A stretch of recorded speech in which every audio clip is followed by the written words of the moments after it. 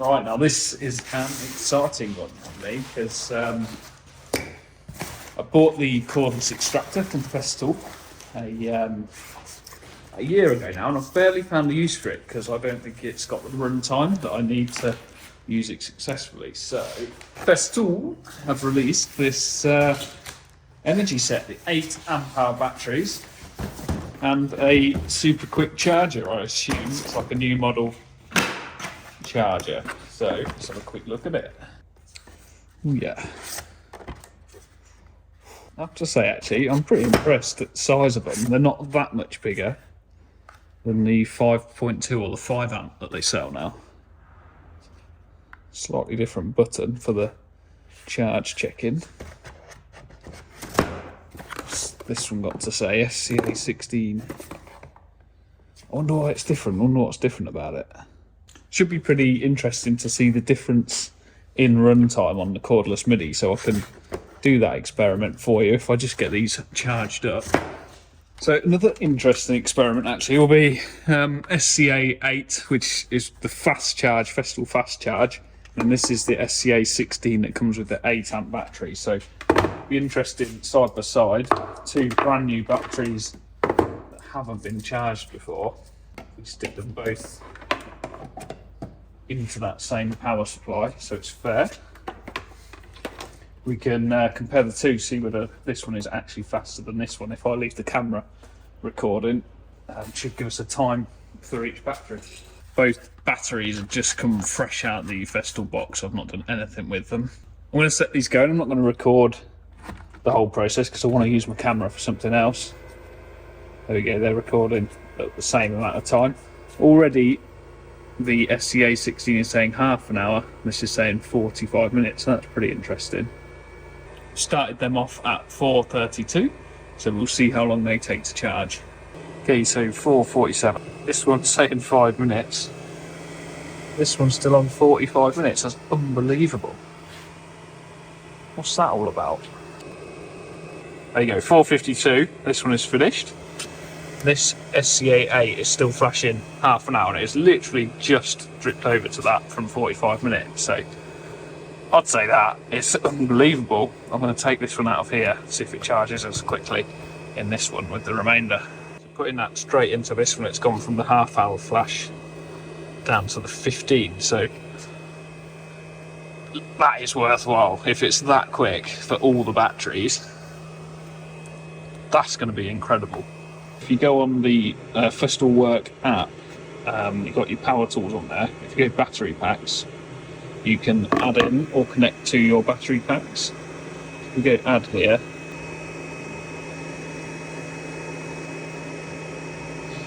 flashes blue, and you click there.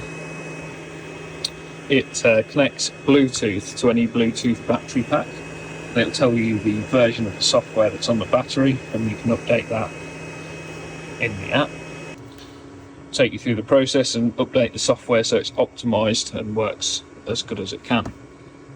You can see charge level, you can connect to it, and it will tell you how many charge cycles it's done and how much kind of run time it's done. So if you've got loads of these batteries, you can check actually how many times they've been charged and cycle your batteries so you get like an even amount of wear on all of them. And once you've connected them to the app, it will add them to your Festool account as well, so they will show up under your battery packs. And this one over here is currently charging, and yeah, it's pretty clever really. It's a good tool, really easy to use. What I like about Festool as well is this isn't an advert for Festool at all, but the customer service. If you've got a problem with any of this, there's a phone number right easily accessible on the website. You just call them up, they'll answer the phone and they'll talk you through it. They're really helpful. They'll just help you out. If you sell a tool and transfer the warranty, just a simple email or call them up and they'll do that for you really easily and quickly, which is very hard work with other tool brands to get a phone number out of them or any kind of service or warranty info. So I've just clipped the other one into the charger and it's telling me they're both charging now, so it's sort of like a updated status of the batteries. These have fast charged it to around 80%, and say ready on the top of the charger, but I've left them on even though they say ready. When it got to 80%, they're slowly trickling up to full charge. So a quick charge up to the point it's saying ready on the charger isn't 100% in the battery. It's actually around 80%. So that one's showing 88% now. It's gone up to 89, despite it showing ready on there, which I didn't know. That is interesting for me. So if you're just going to take that off and stick it in your toolbox, it's worthwhile leaving them on a little bit longer than you might think. Leave them on the chargers and you should get your 100% battery charge out of them. So I'm just going to leave them on to see what happens. Okay, they both showing up to 97 and 87%. They're both showing done, which is crazy. What a revelation. Right, so let's do a bit of a runtime comparison. I'm going to slip these into my CTL MIDI, which is the cordless MIDI Festool extractor. Slip both them 8 amps, which are 100% on the app.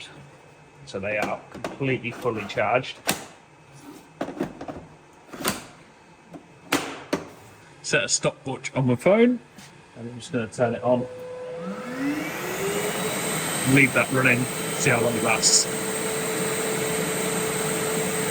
What's quite cool is we can see on the app, it's these two batteries here, the battery percentage. So if I go to a stopwatch, 3 minutes 15 in, and they're showing about 88 to 90% power still left in the battery. Didn't actually get the ending on video, but that lasted 21 minutes and 13 seconds. And on the app they are showing like really low, like under 10%, and they don't quite move at all anymore. So let's take them out, see what the 5.1 amps do.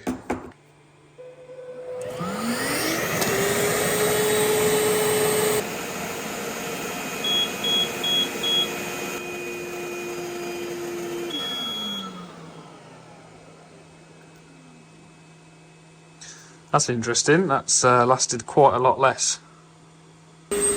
So I'm just double checking my results on the run times just to make it fairly consistent. At the time at which the 5 amp batteries had run out, so around 14 minutes, the 8 amp batteries are showing 44%.